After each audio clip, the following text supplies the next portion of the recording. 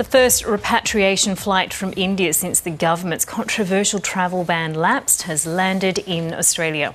The flight touched down in Darwin this morning, but it was only half full. Here's Foreign Affairs reporter Stephen Jedgetts in Parliament House in Canberra. Stephen, how many people were meant to take this flight and how many actually came in the end? Well, 150 people were meant to take this flight, which is the first, as you mentioned, since that travel ban lapsed. It's been 2 weeks, a little more, since there have been any flights whatsoever going from India.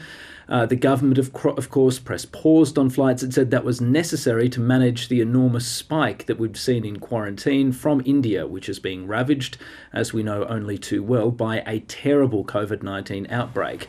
Now, this flight was meant to carry 150 passengers. In the end, however, only 80 passengers were able to get on board. Another 70 were left in India and are still to this day in New Delhi. Now, of those, the majority of them, about 46, they tested positive to COVID-19.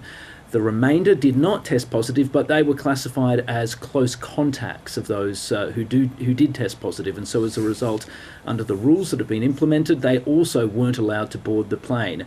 So that means that in total, the first flight back was basically just a little bit over half full, which is a really worrying sign for the government.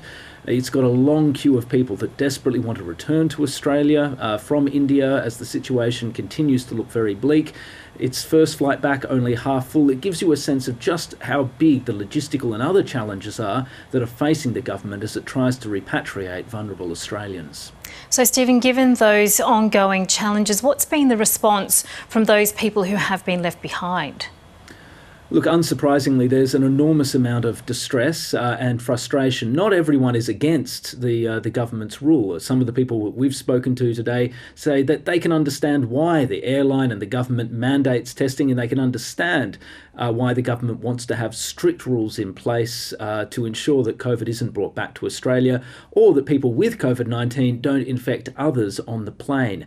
However, there are some who remain deeply frustrated and distressed. They say that the process of testing wasn't nearly transparent enough, that they had to wait a long time before getting the results. In some cases, they say they found out about the fact that there were people getting off the flight before they even got their results back. And some say that the government has a moral obligation even to return those who do have COVID-19, that the government can't simply abandon people in India given the dire situation for the health system in particular there.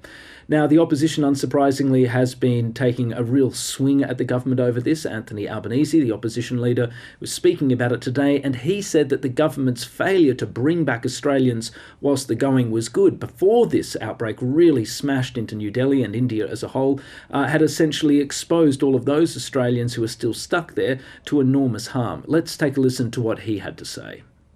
This is heartbreaking. And it's a direct result of the Morrison government breaking its commitment to bring Australians home by Christmas. We all remember Scott Morrison standing up saying he would bring Australians home by Christmas. We know that more than 30,000 Australians remain stranded, but the fact that some of those Australians have contracted COVID as a direct result of them not being brought home to safety is an indictment of the federal government's complacency. Anthony Albanese there. Now, Stephen, with the issue so vexed, is the government standing by its policy? Yes, the government still says that it's necessary to keep a pretty strict testing regime in place. Bear in mind that it's not just the government, as I understand it, that's put this requirement in place. It's also a requirement of airlines, though exactly where the lines of responsibility lie is something I'm still not quite clear on. We're trying to get clarity on it. In any case, the government is unapologetic for the fact that the people who have COVID-19 are unable to come to Australia. They say it's completely unreasonable to put people with COVID on planes. Not only would that expose people on the planes to COVID-19, it would also potentially quickly overwhelm the quarantine system in Australia, as well as exposing Australia more broadly to the risk of people getting into the community and cases escaping from quarantine and then getting out into the community.